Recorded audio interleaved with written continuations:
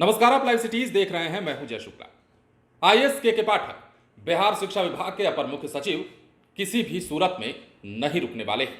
इस बात की बानगी एक बार फिर से दिखी है और के पाठक को चाहे जितनी फटकार लगाई जाए, के पाठक को चाहे जितनी चेतावनी दी जाए, के पाठक से बिहार के शिक्षक चाहे जितने नाराज हो जाएं, लेकिन के पाठक रुकने का नाम नहीं ले रहे हैं। के पाठक के शिक्षा विभाग ने अब एक और बड़ा फैसला ले लिया है।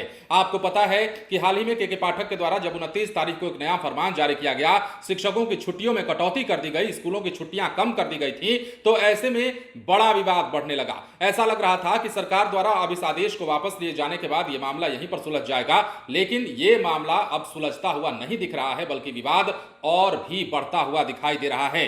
वो कैसे, वो हम आपको इस वीडियो में आगे समझाएंगे, लेकिन उससे पहले इतना जरूर जान लीजिए कि के पाठक के शिक्षा विभाग ने अब क्या फरमान जारी किया है, या फिर यूं कह सकते हैं कि के पाठक ने क्या आदेश जारी किया है। और यह भी जान लीजिए कि जो आदेश वापस लिया गया है शिक्षकों की छुट्टियों को लेकर, उससे कहीं ना कहीं के पाठक असंतुष्ट हैं और एक बार फिर से इस पर पुनर्विचार किए जाने की बात कही जा रही है। अब देखिए मामला क्या है। मामला यह है कि बिहार के सरकारी स्कूलों में राइट टू एजुकेशन के तहत 200 से लेकर 220 दिनों की कक्षाएं शिक्षा विभाग हर हाल में लगाएगा। अगर जरूरत हुई तो विभाग इसके लिए घोषित या फिर आकस्मिक अवकाशों पर पुनर्विचार कर इसे रद्द भी कर सकता है। तो बड़ी खबर और बड़ा अपडेट शिक्षा विभाग के हवाले से निकलकर सामने आ रही है।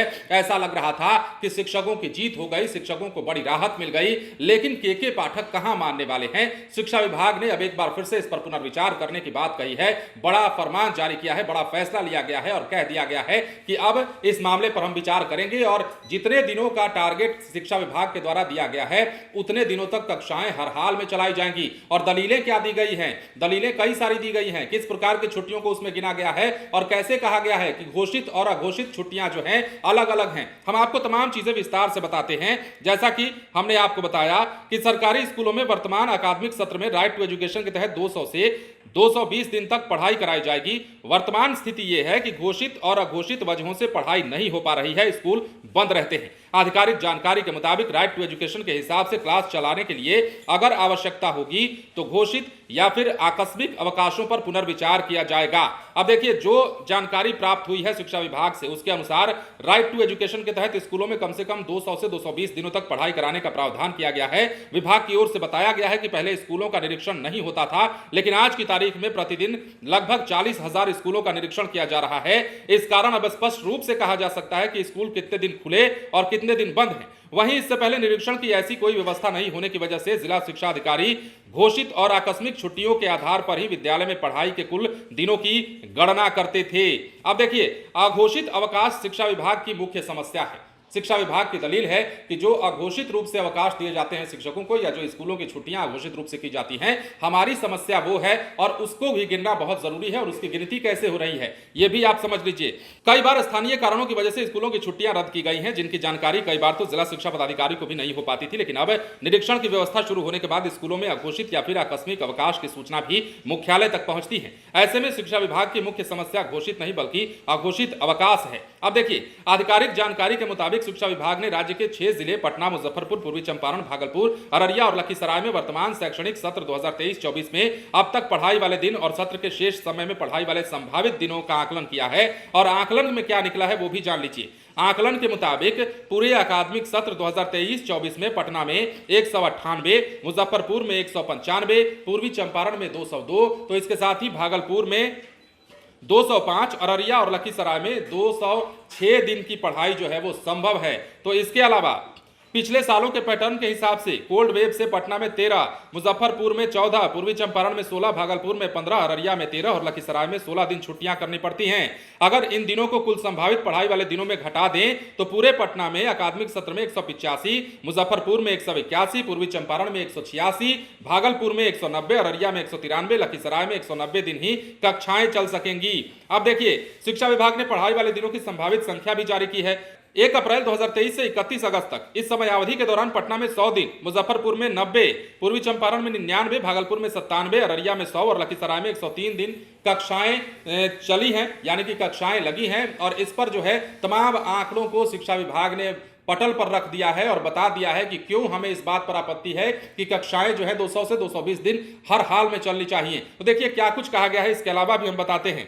1 सितंबर से 31 दिसंबर तक संभावित कक्षाओं के दिन पटना में 73, मुजफ्फरपुर में 80, पूर्वी चंपारण में 78, भागलपुर में 83, अररिया में 81 और लखीसराय में 78 दिन पढ़ाई होने की संभावना है। 1 जनवरी 2024 से 31 जनवरी तक समयावधि में पटना, मुजफ्फरपुर, पूर्वी चंपारण, भागलपुर, अररिया और लखीसराय में 25-25 दिन कक्षाएं लगने की संभावना है। अब देखिए ये तमाम आंकड़े प्रस्तुत किए गए हैं शिक्षा विभाग की ओर से और कहा गया है कि स्कूलों में राइट टू एजुकेशन के तहत 200 से लेकर 220 दिन तक कक्षाएं शिक्षा विभाग हर हाल में लगाएगा और अगर जरूरत पड़ती है तो विभाग इसके लिए घोषित या आकस्मिक अवकाश पर पुनर्विचार कर इसे भी रद्द कर सकता है।